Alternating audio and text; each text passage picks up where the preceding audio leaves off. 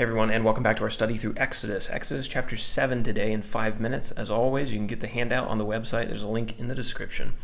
When did the events of Exodus chapter 7 take place?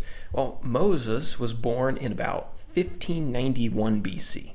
He had to leave Egypt and he moved to Midian when he was 40 years old. We're told in the book of Acts, chapter 7, that Moses was 80 years old when he stood before Pharaoh as God's representative, and that's part of what we're going to talk about today. So that would have been approximately 1511 BC, 1500 years before Jesus. In terms of our main characters, we have the Israelites, or the Hebrews.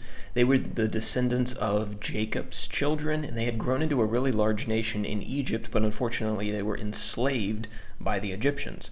We then have Moses. He was God's selected man who was going to lead the children of Israel out of slavery, and God's going to kind of begin the process of getting them released through Moses here. Well, we talked about it a little bit before, but we'll really start getting into it in the next couple chapters. Then we have Aaron. Aaron is Moses' brother. He was a man from the tribe of Levi, or a descendant of Levi, and he was the son of Amram and Jochebed. And then finally, Pharaoh is our last main character. He is a wicked king, the ruler of Egypt. He was really hard on the Israelites during their slavery, and he was stubborn, and he wouldn't listen to God's commands to let the people go. As we consult our map, these events took place in Egypt, and this chapter really centers around the Nile River. The Nile River was the life source for all of ancient Egypt. So as we get into our outline today, hopefully you can't hear my neighbor's TV. It gets progressively louder through the night, it seems like, and you can hear it through the wall, but hopefully we'll be able to cut it out. The joys of filming in an apartment. The first section of chapter 7, God's judgments on Egypt and Pharaoh's hard heart. This is verses 1 through 6. So God told Moses and Aaron to go back to Pharaoh and to demand that he let the people go. But God knew that Pharaoh was going to be stubborn, that he wasn't going to listen to this command.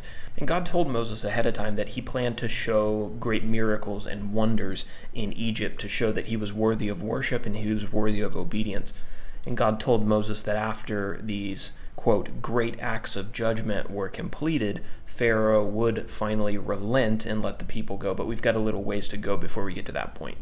In our next section, verses 7 through 13, we're going to read about the sign of the serpent staff. So Moses and Aaron appeared before Pharaoh, and they told him God's commands. They repeated it to him.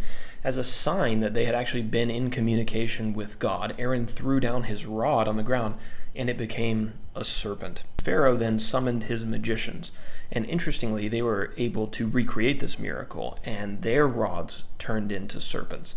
But Aaron's rod devoured their rods. But because his magicians were able to do something similar, Pharaoh's heart remained hard, and he didn't listen to God's command. And so then God sent the first plague on Egypt. This is the first of 10 plagues that we're going to read about. And it takes 10 plagues before Pharaoh is finally willing to let the people go. And some of these were pretty terrible. So verses 14 through 25, the first plague, water turned to blood.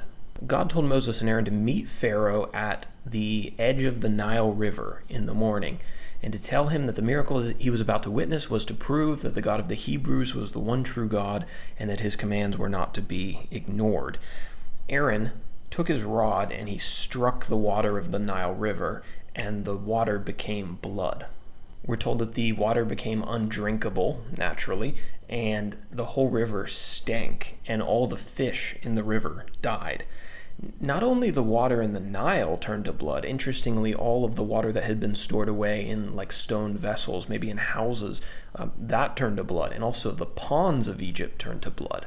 But Pharaoh summoned his magicians, and they were able to recreate this miracle to some degree, enough at least to convince Pharaoh that they also had this power, and because of that, Pharaoh's heart remained hard. 7 days pass after God turns the river to blood, and that then will lead us into our next story, the second plague in Exodus chapter 8. And for our application, God is King of Kings and Lord of Lords. Pharaoh probably thought that he was a pretty powerful man. I mean, he was a really powerful man. Egypt was probably the most powerful empire in the world at this time. But God was going to show him that no one is greater than him. In the upcoming chapters, we're going to see God humbling Pharaoh and proving that he is the king whose commands are not to be ignored and who must be obeyed. We're going to see this theme of God's greatness and God as the ultimate king running through the Old Testament and also running into the New Testament and the idea of the kingdom of God. We have a chance to ally ourselves with the one true king, the one who will have supremacy and victory over all of his enemies and all those who disrespect him when the end of time comes. So if you're not on his side, get on his side.